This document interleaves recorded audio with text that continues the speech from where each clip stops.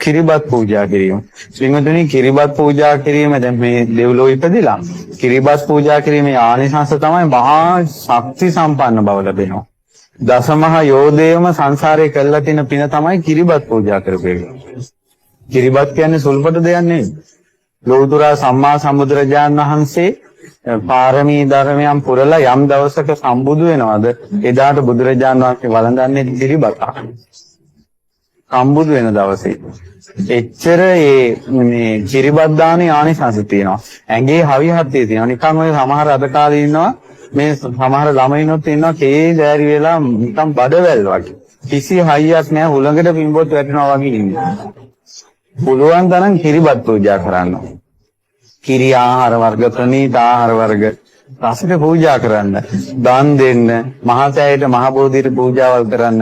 ඒ පින් බලෙන්වත් ඊළඟ ජීවිතේවත් හවිහස්සයක් තියෙනවා. ඉතින් ඒ නිසා මේ ජීවිතෙත් වෙනවා. දැන් සමහර අය අපිට ඇවිල්ලා කියනවා ස්වාමිනී කන්න බෑ බොන්න බෑ ඇඟට පණ නෑ මේකයි කියලා. ඉතින් අපි ගොඩාක් යොමු කරනවා දවස් 7ක් 21ක් එක දිගට රුවන්වැලිසෑයට කිරිහාර පූජා කරන්න, කිරිබත් පූජා කරන්න. සමහර අයට එහෙම ටික අර කර්ම දෝෂේ ගෙවිලා ආය හරියනවා. ඒ නිසා කිරිබත් පූජාව කියන්නේ සුළුපටු දෙයක් නෙවෙයි. දසමහා යෝධයන්ටම ඉච්ඡර කායික ශක්තියක් ලැබිලා තියෙන සංසාරේ කිරිබත් පූජා කරපු හිම් බලයෙන්.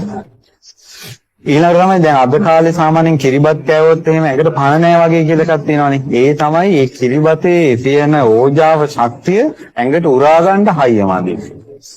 හැබැයි පින්වතුනි මේක කරලා බලන්න එක දිගට සතියක් විතර එක දිගට කිරිබත් උදේට කන්න බලන්න ඒ අර ඇඟට පණ නැති එක නැති වෙනවා. ඔය කලාතුරකින් කනකොට තමයි ඇඟට පණ නැතුව නිදිමත ගතිය ඉන්නේ කිරිබත් කනකොට. එක දිගට කිරිබත් කෑවොත් එහෙම මේ අර මේ දවල් කාලේ උදේ කාලේ නිින්ද යන එකක් නැති වෙනවා. හොඳට ඇඟට ශක්තිය ඇවිල්ලා හොඳට මේ ක්‍රියාකාරී ශරීරයක් හැදෙනවා. නිතර උදේට කිරිබත් කන්න පුළුවන් නම් හරිය යහපතක් වෙනවා. ගොඩාක් ලෙඩ අඩු වෙනවා. කිරිබත් තියෙන එකෙන් ගොඩාක් ලෙඩ අඩු වෙනවා. පිළිකා රෝගීන්ට, බඩේ අජීර්ණ තියෙන අයට, බඩේ විෂ තියෙන අයට, අධිහුණියන් කැවිච්ච අයට ඔය ගොඩාක් අයට කිරිබත් කන එක පුදුම විදිහට උපකාරයි. නිතර කිරිබත් කන්න පුළුවන්. මුල් දවසේ දෙකේ පොඩ්ඩක් ඇඟට පණ නැති අමාරු වෙනවා. ඊට පස්සේ දිගටම හරියනවා. අර ඕදෑනි ගතිය, නිදිමත ගතිය ඒවත් නැති වෙලා යනවා. ඒ නිසා මම මේ කාරණා කිව්වේ ඔයාලට තේරුම් ගන්න.